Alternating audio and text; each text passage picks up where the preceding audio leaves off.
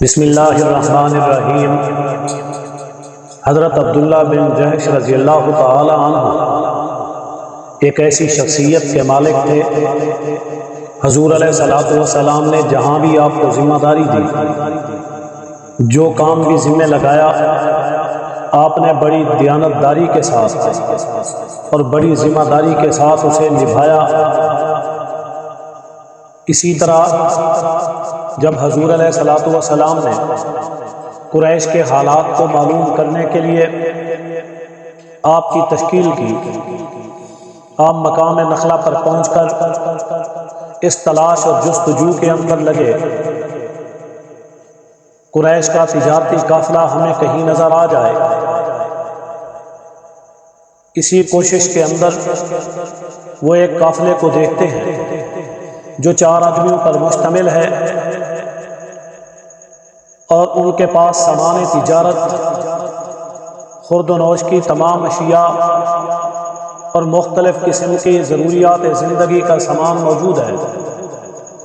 لیکن وہ دن ایسے چل رہے تھے جن کو مسلمان بھی اور کافر بھی محترم سمجھتے تھے۔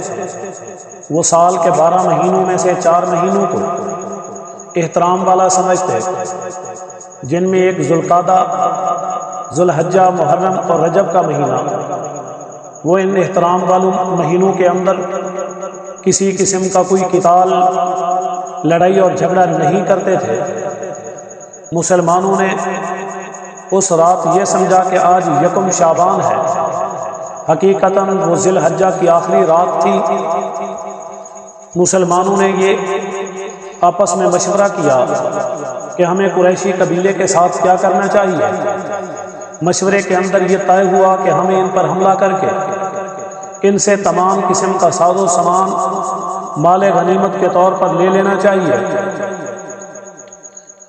جب حملہ ہوا تو ان میں سے 3 آدمی مارے گئے اور ایک بھاگنے میں کامیاب ہو گیا۔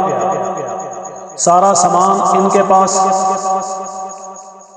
اسی طرح جو بھاگ گیا وہ چلا گیا، اور جو لوگ ان کے پاس قتل ہوئے اور قیدی بنائے گئے، تو اسی طرح قیدیوں کو لے کر، سامان تجارت کو لے کر یہ مدینہ کی طرف عازم سفر ہوئے۔ جب یہ مدینہ المنورہ پہنچے، حضور علیہ الصلوۃ والسلام کے سامنے اس قیدی کو پیش کیا، اور سامان تجارت جو لوٹ کر لائے تھے وہ بھی آپ علیہ الصلوۃ والسلام کے پاس پیش کیا گیا۔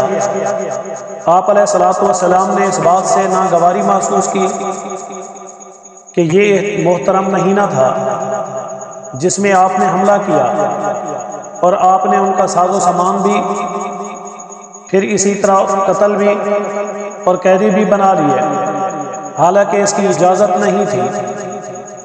اب یہ جب بات حضرت عبداللہ ابن جحش کے سامنے آئی، آپ بہت پریشان ہوئے، اور آپ کے ساتھیوں کو بھی اس بات کا صدمہ پہنچا کہ ہم نے رسول اللہ صلی اللہ علیہ وسلم کے حکم کی خلاف ورزی کی، ہمارے لیے یہ بات تباہی اور بربادی کا سبب ہے۔ اس کے علاوہ یہ بات بھی انہیں بری لگی کہ مختلف قسم کے مسلمان بھی ڈانٹ ڈپٹ کرنے لگے۔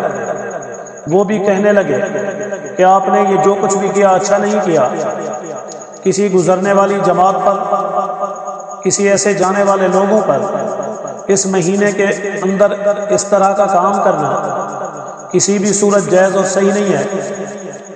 جب انہیں یہ بات دلی طور پر محسوس ہوئی کہ ہم نے حضور علیہ الصلوۃ والسلام کے حکم کی خلاف ورزی کی، تو انہیں بہت زیادہ صدمہ پہنچا، اور یہ بات انہیں معلوم ہوئی کہ قریش نے ہماری اس حرکت کی شکایت رسول اللہ صلی اللہ علیہ وسلم سے کر دی ہے، اور انہوں نے اس کا بدلہ لینے کے لیے اور قبائل کو جمع کرنا شروع کر دیا، اور ان کے اندر ہماری یہ بات، ہماری یہ حرکت بھی پھیلانی شروع کر دی۔